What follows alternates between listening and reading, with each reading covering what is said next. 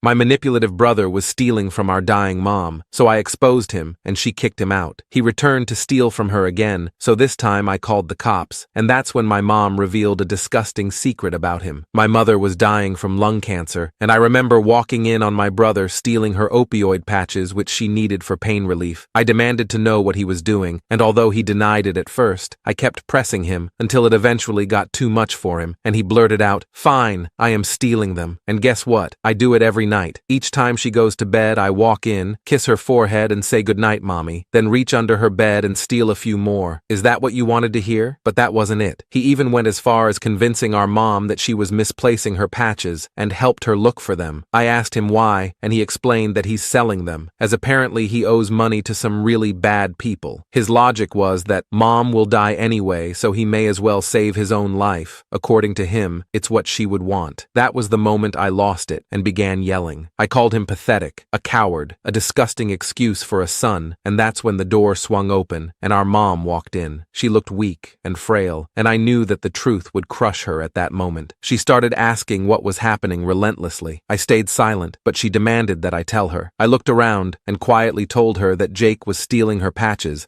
and planned to sell them for money. The look on her face hurt my heart. I'll never forget it. Tears began to fill her eyes, and she looked at Jake, who was staring at the floor, ashamed. She asked him if it was true, and he stood there and nodded. He tried to explain himself. He mentioned that he was in deep and scared, but I didn't know what he meant. Deep in what? I watched as her heart broke right in front of me. She shook her head, and tears streamed down her face. There's a long silence. Jake doesn't have an answer. He stood there, looking like a little kid who got caught doing something wrong. Mom eventually went back to the living room, but not before giving Jake one last look of disappointment. I was too angry to feel sorry for him. I couldn't believe he would do something like this. The next few days, Jake and I barely spoke to each other, and when we did, it was cold and awkward. I was ticked off at him, and the more I thought about it, the more I realized there had to be more to the story. Jake had always been a screw-up, but this was a new low, even for him. So, I start digging around, trying to figure out what's really going on. Jake had always been the kind of person who could charm his way out of anything. He was the life of the party, but charm could only get you so far. I found out he'd been spending a lot of time at a casino about an hour away from here. At first, I thought maybe he was just going there to blow off some steam, but then I found out he was gambling, a lot. He wasn't just in a little bit of debt. He owed thousands of dollars to people who hung around the casino. I guess they were loan sharks. I knew they wouldn't just let him walk away if he didn't pay up. I then checked Mom's accounts and saw large lump sums of money had been withdrawn. I checked who the recipient was, and it was in black and white. My brother was not only taking her pain medicine, but he was also siphoning money out of her account to fund his addiction when she was already struggling to pay her medical bills. She was always in and out of appointments to treat her cancer, and the co-payments were slowing but surely draining her account, especially now that she couldn't work anymore. I had to talk to Jake. I couldn't let him keep getting away with this, no matter what his reasoning was. When I confronted him about it, I did it in the kitchen late one night because I knew he was a big snacker. I cornered him while he was making a sandwich. I told him that we needed to talk and told him everything I knew. Jake froze and dropped the knife he was holding onto the counter. For a second, I thought he was going to deny everything, but then he confessed. It was like all the fight had gone out of him. After spilling everything, he apologized. He said he didn't mean for it to get this bad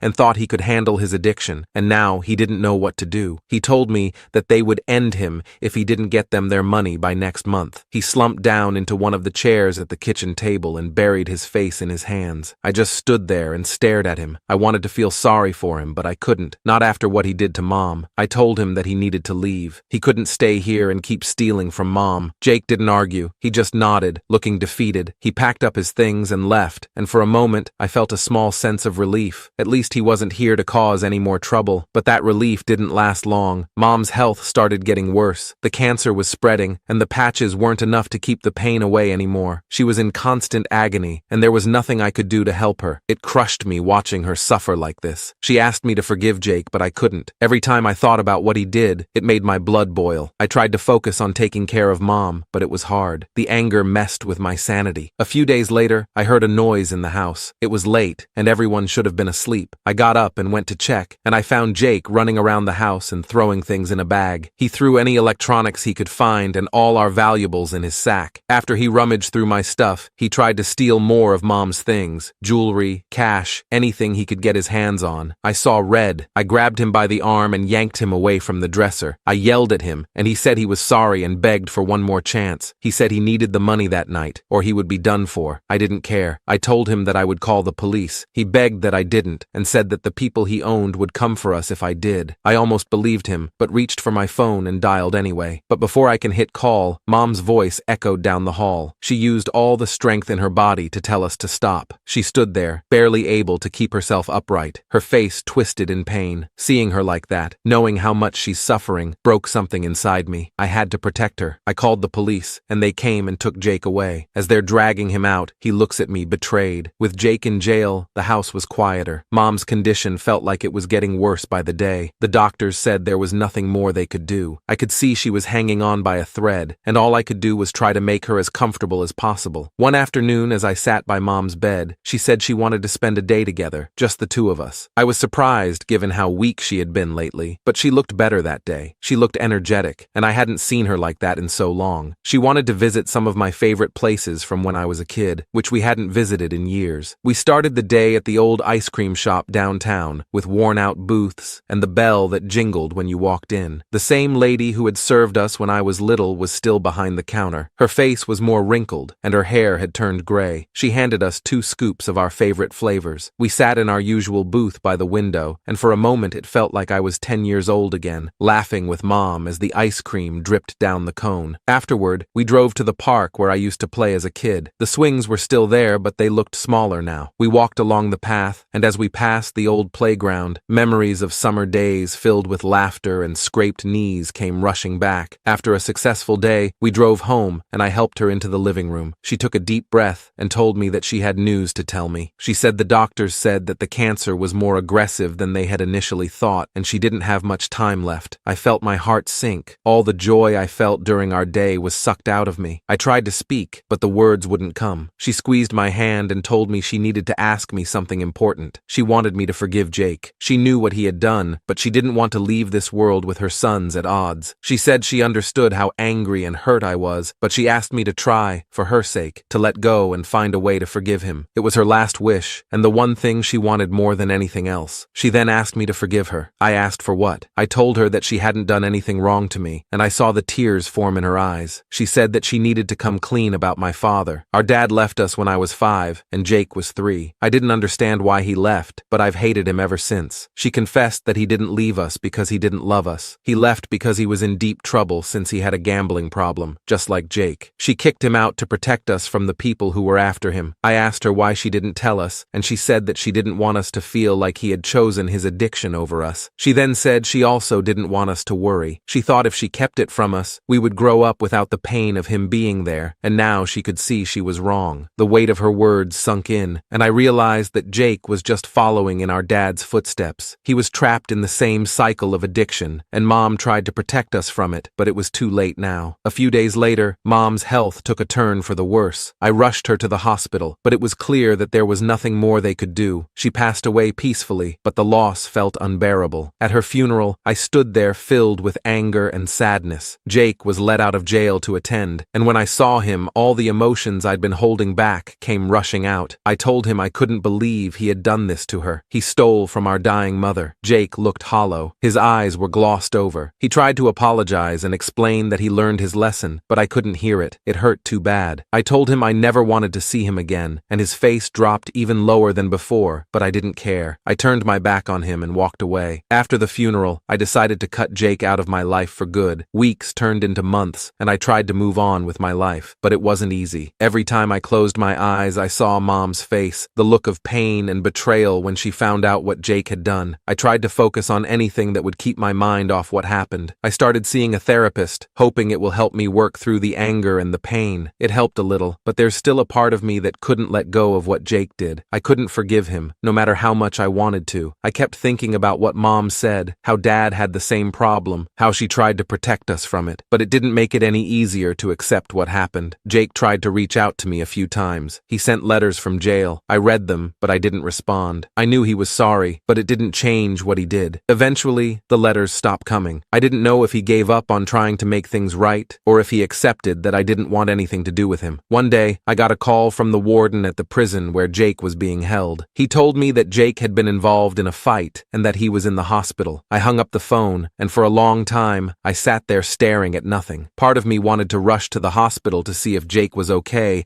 and make sure he wasn't hurt too badly, but the other part of me wanted to ignore it and pretend I never got that call. In the end, I did nothing. I didn't go to the hospital or call to check on him. One day, I got another letter in the mail. It was from Jake. I almost threw it away without reading it, but something stopped me. I opened it, and inside was a single sheet of paper with just a few words written on it. It wrote, "I'm sorry. I love you. Please forgive me." I stared at the words for a long time. I felt a lump in my throat. I folded the letter up and put it in a drawer. I decided it was time to forgive Jake. Not for him, but for me. I grabbed a pen and a sheet of paper from my desk and wrote him a letter. It wrote, "Dear Jake, I got your letter. I've thought a lot about what you wrote and decided to forgive you, but this is the last time you'll ever hear from me. I need to move on with my life, and that means letting go of the past and letting go of you. I want you to know that I've forgiven you, and I think Mom would want me to let it go. She asked me to forgive you, and even though it's taken me this long, I'm doing it now. I hope you can find a way to move on too, to live your life in a way that would make Mom proud. I don't want anything to do with you anymore, but I want you to know you've been forgiven. I hope you can find some peace in that. Take care of yourself. Goodbye." I sat back after I finished the letter. It was like a weight had been lifted off my shoulders. I folded the letter, slipped it into an envelope, and addressed it to Jake. As I sealed it, I knew that this was the end of the road for us. I mailed the letter the next day. After that, I tried to keep Jake out of my mind.